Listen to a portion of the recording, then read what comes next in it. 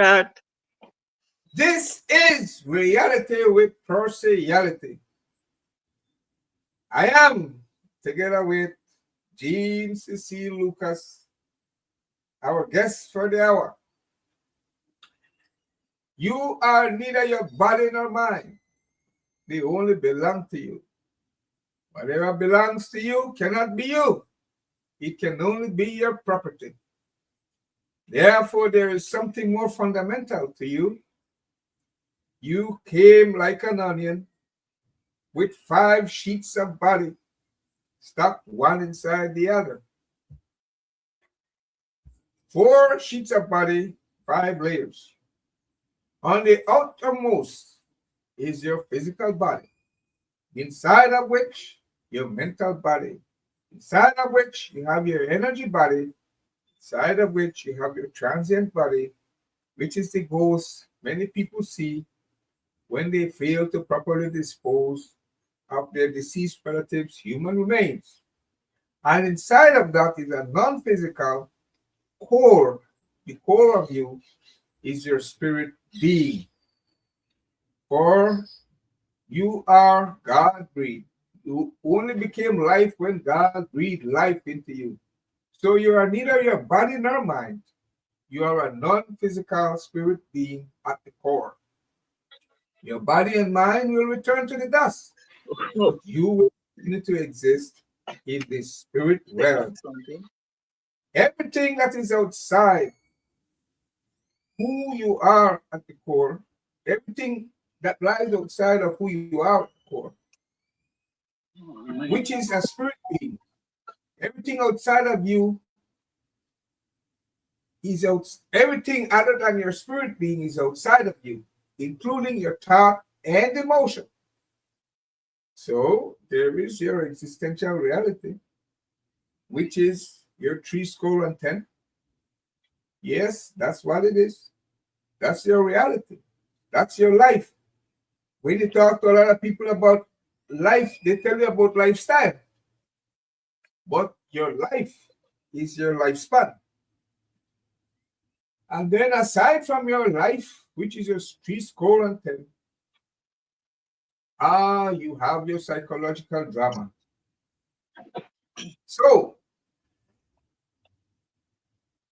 your psychological drama includes your thought and emotion. There is your existential reality, as I said, which is your three score and ten. And there's a psychological drama of which your thought and emotion forms a part.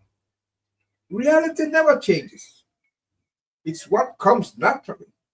If you have to invent reality, then you're dealing with a story or telling a lie. Therefore, I am saying to you that your thought and emotion, which forms part of your psychological drama, which is of your own making, is unreal.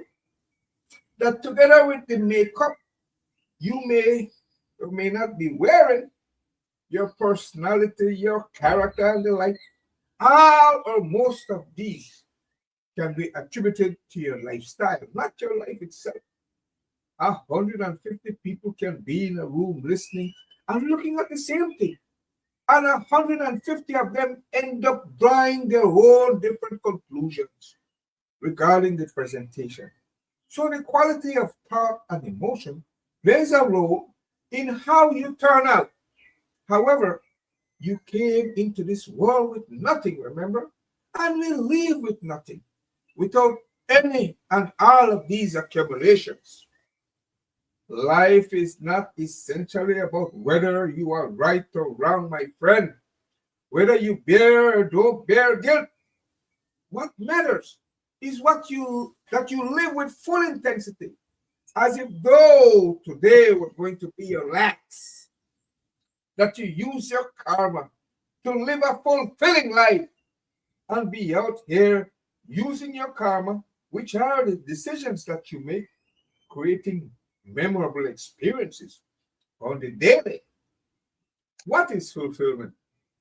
Well, even if you crush all the levers and pound them into your head, there will always remain something more for you to learn. So your mind can never be fulfilled, never be full. As for your heart, Your heart is only full until you encounter something or someone more appealing. Yeah, for fulfillment for human beings, and because they have no ceiling, no top line, human beings will always continue to yearn. So, for them to be fulfilled, fulfillment for human beings is to live full fledged lives. Ideally, what you want is to live healthy with your mental acuity always intact and to live to a ripe old age like a ripe, juicy mango. And when you fall, you just fall in season, the way you would like. Go out in style your way. And the entire time making memorable experience as you go. Because given you are able to grow and expand limitlessly, you should only become full-fledged whenever you are dead. Now today, we have in studio Miss Jean Cecile Lucas, an educator, military personnel, artist, and community activist. Teacher Jean Lucas, please go ahead and make your presentation. Good morning, everyone. It's a pleasure and an honor to be here. I want to tell you a bit about myself. First of all, my grandfather on my mother's side, Mr. Marcelino Arzu. In 1934, he was the Punta Gorda district officer, which is a high level in the civil servant category. My grandmother, Cipriana Arzu Nikacho, she was a housewife, a stay-at-home housewife. My grandfather on my father's side, Mr. Sebastian Lucas, he was a fisherman. And my grandmother on my father's side was Leonarda Zuniga. So I have Cacho blood, Arzu blood, Lucas blood, and Zuniga blood. So that's what made me. My mother is Ramona Lucas, Ni Arzu. And my father is Simon Lucas. Now, I want to big up my father in a certain extent. In the 1950s, my father was the welterweight champion in this area. He went to Mexico several times and won against the Mexican or whoever was in the ring with him. And then he got married to my mom. They got married in August of 1948. And you know that being a boxer is not sufficient to maintain a family. Yeah. So my father then became a police officer to have a steady job and take care of his family, his wife and children. My father was the first police fingerprint expert in Belize. He was a specialist. And in connection with the fingerprint work, he had to do photography as well. So he knew how to develop films in a dark room. Yes. And then in the 1970s, he was one of Belize's highest ranking officer. He was able to reach the rank of assistant superintendent. The next highest one was superintendent, which was the compol. So he did reach one of the highest ranking level in the police force before he retired, and I'm very proud of him for that. Yes. Now, when my parents got married, they had 4 children. My eldest sister, Margaret, born in 1951. My brother, Melchizedek Lucas, was born in 1952. Joan, my older sister, was born in 1953. Okay. And then 3 years later, yours truly came into this world. I was born in 1956. Now, Margaret, Melky, and Joan were born in Belize City because, as I said, my father was a police officer. He was stationed in Belize City. When I came along, I was born in Dangriga, so I'm the only one born in Dangriga among my siblings. And I'm very proud of that. At 60 Front Street. Yes. I cannot remember much about my childhood, like some people can tell you when they went to school for the first time, who their teacher was, who their classmates were.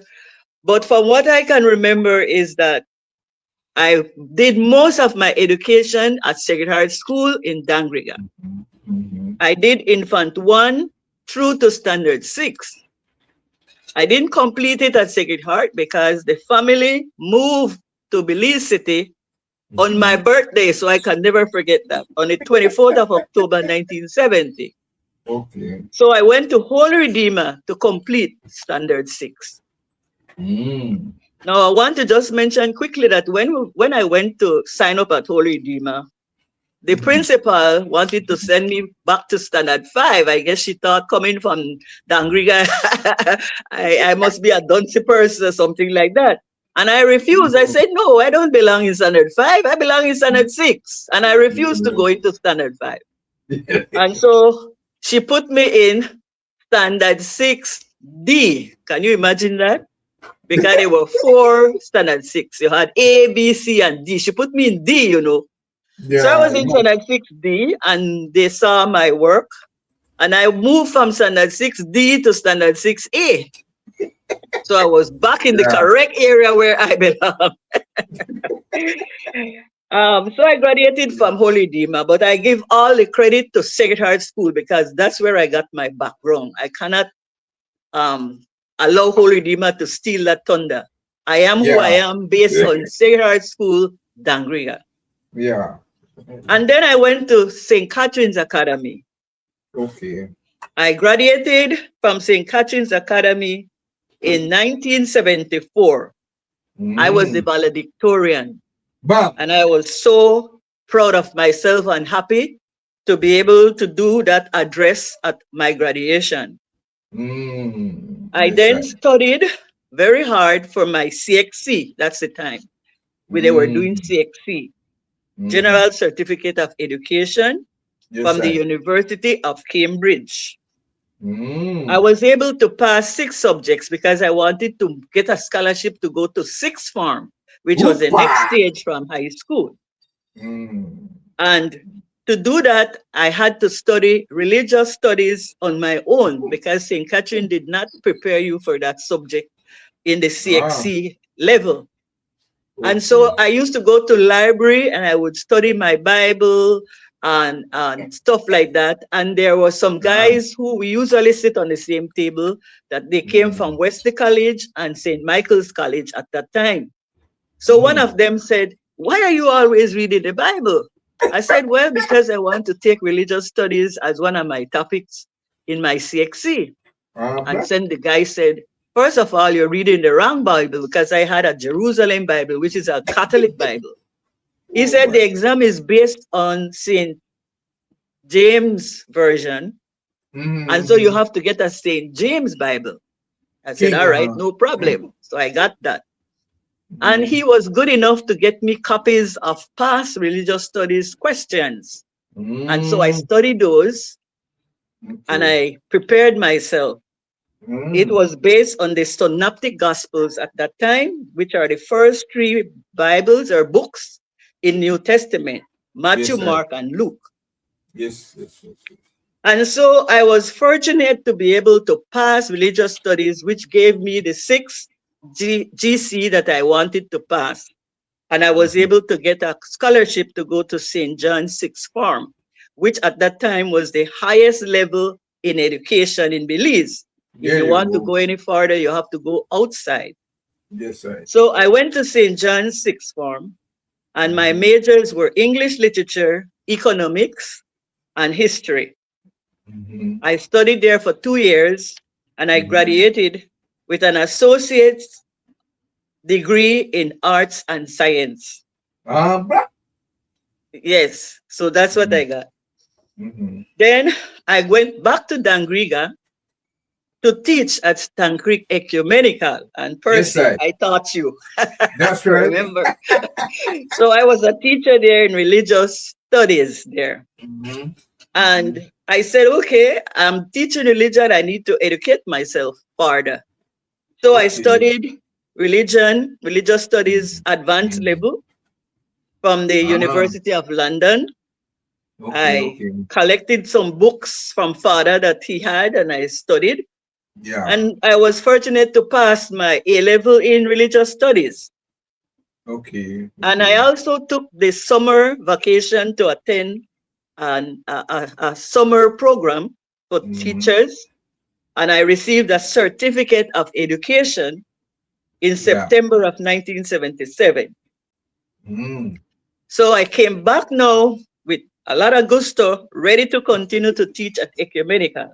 Yes, yes, yes, yes, yes. Unfortunately for me, someone or some or persons decided Mm. that they wanted to take what I have and they broke Aye. into my home several times.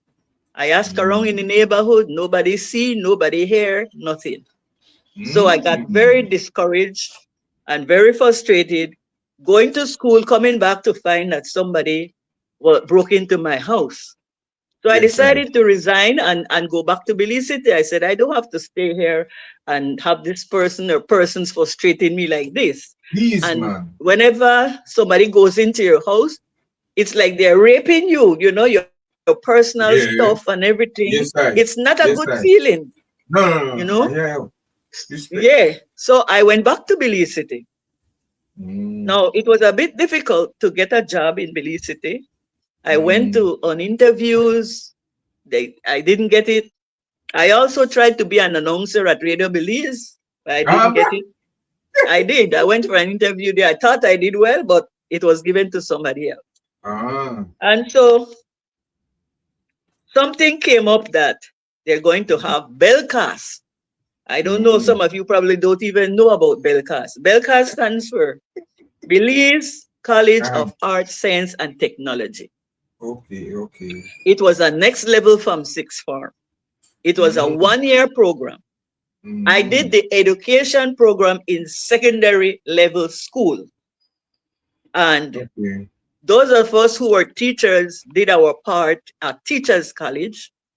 Those Mm. that were doing what I would call accounting, they did their part at St. John's Sixth Form area. And those that Okay. were doing the technical part did it at technical high school. So we were at three different institutions.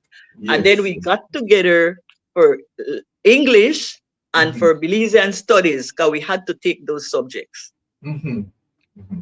I graduated from there in 1980. Mm-hmm. And at the same time, Belize or the Belize Defense Force decided Mm. to open their doors to females. Oh, So, okay. yes. So I decided, you know what? I really like the military part of it. My father was a policeman. My brother was a policeman. He was in the paramilitary angle or leg of the police force. Yes, And I sir. listened to his stories when his friends would come and so on. And so I was interested in that. But my father didn't want me to be a police. He said, no. So I said, Ah. okay, this is the military, it's more disciplined, so maybe he will accept. And he did accept. I said, Dad, you didn't want me to be a police like yourself. So let me be a BDF person. And Okay. so I Okay. joined the first set of females to join the Yeah. Belize Defense Force. So I was a pioneer for Belcast. I was in the first set for Belcast, graduated. And then I Yeah. became the first set of females in the Belize Defense Force. Bang. Yes. So I Mm. was a pioneer in those two areas there. Mm-hmm. Mm-hmm. I Mm-hmm. joined the Belize Defense Force on July 1980, and I Yeah. passed out, or you can say graduate, on the 24th of October. And the reason why I remember, because that's my birthday, 24th of October, 1980. Now, while studying, while being a recruit, I sat and passed my officer training exam, and I became an officer cadet, getting ready now to go out and study to be an officer. I went to well, it's actually double RAC. Women's Royal Army Corps, which became another branch of Sandhurst. We used to go over to Sandhurst to do joint lessons or lectures with the guys. And so I would see Mr. Robert Garcia, who was out there along with me at the same time. He became the commandant one time. I also saw a guy who used to be my instructor when I was a recruit, Mr. Rodriguez, Mario Rodriguez. He went after me. So he was behind me and I was like his senior. And others I met out there.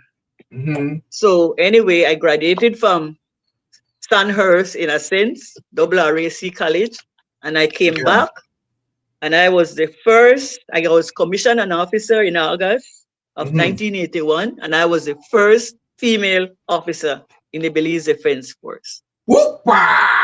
Yes, I was in charge of the females to look after them, talk to them about female stuff, you know, and so on, and make sure that they were doing the right thing. Yes, sir. Well, I had some little problems along the way, but I was able to overcome those. And I was there until 1988 because I started to get a bit frustrated. Being a female, being an officer, you know, things weren't easy for me, to be honest. Yes, sir. And so I decided I will leave. So I left in 1988 and I got a job at St. John's Credit Union as the manager. So I was the manager of St. John's Credit Union from September 1988 to March of 1991. And because I was like an accountant there, the manager was the person responsible to do the accounts, make the balance sheets and everything. I decided to attend St. John's evening classes on basic accounting. So I did that and I graduated from there and I took what we call a CXC in principles of accounts. Now they have two levels of CXC. You have a basic level and then you have a general level. The general level is a higher level than the basic. So I did the general. Now, at St. John's Evening School, we were using American books, American terms, but the CXC is in the English version with English terms. So to prepare myself again, I had to study, I had to read English books. And fortunately, I was able to pass the CXC general level, principles of accounts. I must mention that at that same time, I was also a member of the volunteers because when I left the regular force, I joined the volunteers. So I was an officer in the volunteers. And I was told, why don't you come back to the regular force? You know, the girls need you. They need somebody to look after them, guide them, stuff like that, from the female side of life, you know?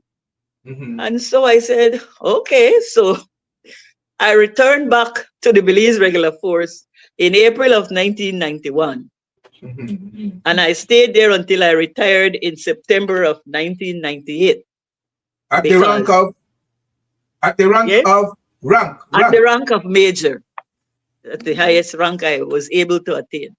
Now, if I had gotten lieutenant colonel, I would have retired at 45. But because I was just major, I had to retire at 42. Now, there's a thing called extension that you could get. You sign up and you get 2 years extension, 2 years extension. Well, I applied a year in advance. I applied in 1997 and I was scheduled to retire in 1998. And the commandant at that time did not forward my application or my letter. So time passed. I'm not hearing anything about my extension. I have my mortgage. I have bills to pay. I said, well, Jean Lucas have to look up after Jean Lucas. So I applied for a job at Credit Master Systems as a bailiff. And so I got it. So I left the Belize Defense Force in September of 1998, as I said, at the age of, well, I was to be 42 in October. So I retired in the end of September. And I became a bailiff at Credit Master Systems in October of 1998. I worked there until January of 2000, when I got a job at the St. James Building Society, which then turned into Alliance Bank, which then turned into Heritage Bank. Um, so I was there from February 2000 to May 2002. Gene, I Gene. Yes. No, we want backtrack. Leave it. You know, I'm going to the small potato thing because one day you got into another small potato thing. 81, when you pioneered and broke a ceiling in the BDF, we had heads of agreement and independence. What was your role in that? Unfortunately for me, I was in the UK studying to be an officer, so I missed out on that. When I came back, all that was finished with all the rioting and stuff like that. I was in the UK when that happened. Good. So I missed out on that part. Next question. Sexual harassment in the BDF. Well, aside from the fact that they broke into your house at America, sexual harassment in the BDF. This is not a trick question. What would you say today, fast forward, about sexual harassment in the workplace? I have had occasions where I need to talk to certain females and advise them about their relationships. And I personally made it clear that, I was not available for certain people, and that I will do my job and not rely on any favors from anybody. So I did go, I wouldn't really call it sexual harassment, but it could have if I was a weak person, and I wasn't, So I stood up and I defended myself in the sense that, let it be clearly known that I am not that, So, right. Yeah. You are not that. But I remember you took me to the side when you were my teacher. You said we're going to sing one song. You remember that? Yes. And the song, I think, I recall it, was something about the mother, no charge. You remember that? Yes, one? I remember that. Yes. Sing it for us. Oh my goodness, you're putting me in a spot. First of all, I need the words. My brain.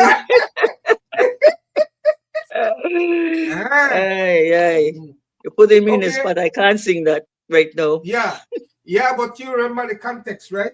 Yes, I do. I remember too. I remember the context. Yeah. For the 9 months you carried me, no charge, right? Yes. No charge. Yes. For this and that and that and that and that, and the list goes on, no charge. Yes. So you had, okay, for a living, you were doing this and you were doing that. That's when I cut you off, because you went on, to make a living. Yes. But yes. So but your pageantry, your artist side of you, that continued to matriculate. Tell us about the art in you, because you love singing. Yes, I love singing. Beautiful voice. You have a beautiful voice. Tell us about that. Well, when it comes to the singing part of life, presently I'm in charge of the Belize Garifuna Choir, and we are committed every third Sunday at St. Martin de Porres.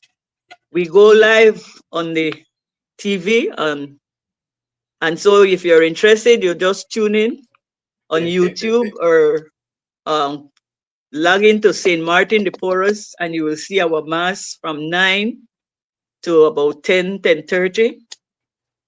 But you have drums? At that mass, do you have drums? Pardon me? Drums. Do you have drums? Drums. Are there drums? Yes, drumming. That's it. We must have drums there. Definitely. We sing with the drums. Sometimes it's a bit hard when they don't show up. But right now I have some good drummers that show up, and so our mass are very good. And I emphasize singing the parts of the Mass in Garifuna. And then we sing the Yeah. songs in English, because remember, it's not just Garifuna people there. So for them to participate, we do the hymns in English, but the parts of the Mass in Garifuna, and we have the drums. That is the center of it for us. And it has been working well so far. I have one last question before you make your closing remarks. It seems that you enjoy community service. Tell us about that. Well, I am involved in my church in the sense of assisting people that we can assist, having fundraising drives and so on, visiting the sick and the elderly, and even as a member of YWCA, yes, that's another part of my life. I Member was or on the board? Member or on the board? Pardon me? Member or are you on the board? I am a member of the seniors group of YWCA, and we meet every Wednesday from 2 to 4. And we get together and we support each other. And if anybody is sick, we try to visit that person or send messages, because we have a WhatsApp group, and we would send messages on that and pray for that person and things like that. Yeah. So I am committed to that as well. Okay. Your closing remarks? I would like to tell the young people to please try and be positive in your life. I know sometimes it's difficult because we have our peers trying to guide us otherwise, but you need to be strong. You need to stop worrying about what others will say. As long as you know you're doing the right thing, then you need to close your ears to what they are saying, the negativity that is coming from them. Because that is what I had learned over the years. As long as I know I'm doing the correct thing, I close off any negative thing that comes along. So that is my advice to the young people. And I also want to encourage all Garinagu people to keep our culture. Yes, I am not a Garifuna speaking person, but I am trying my best to keep the Mass at least going in the church. I learn the songs, I learn the parts of the Mass, and I am proud of what I have been able to do. So those who are Garifuna speaking, who know the culture and everything better than I do, don't be discouraged. Keep going and give out a positive picture when it comes to the Garifuna people. Major Jean, Cecile Lucas. Sandhurst. Just recap that one. Did you, well, I know you learned to shoot. Are you, you have a licensed weapon? No, I don't. I don't. My father advised us, he said, people like to say you need to have a weapon and so on. He said, but you could get in trouble by using that weapon, even though you're in your home. And if the person overpower you and take it away from you, you are in big trouble. So the best thing, not to have that weapon in your house. So I don't have a weapon. So you in other words said Happy Father's Day to your pops. I appreciate that. Yes. Anybody else you want to wish Happy Father's Day? Yeah, my son-in-law, Jason Jones. I want to wish him Happy Father's Day. And I'm very proud of him. I might sound biased, but I have seen the good in him. Everybody have their fault, but the good overpower the bad. So I'm very proud of Jason Jones as my son-in-law. Keep up the good work, Jason. Happy Father's Day. Thank you. It's You're been welcome. our pleasure, Jean. We will meet on the other side in the back room. Okay. Thank you too.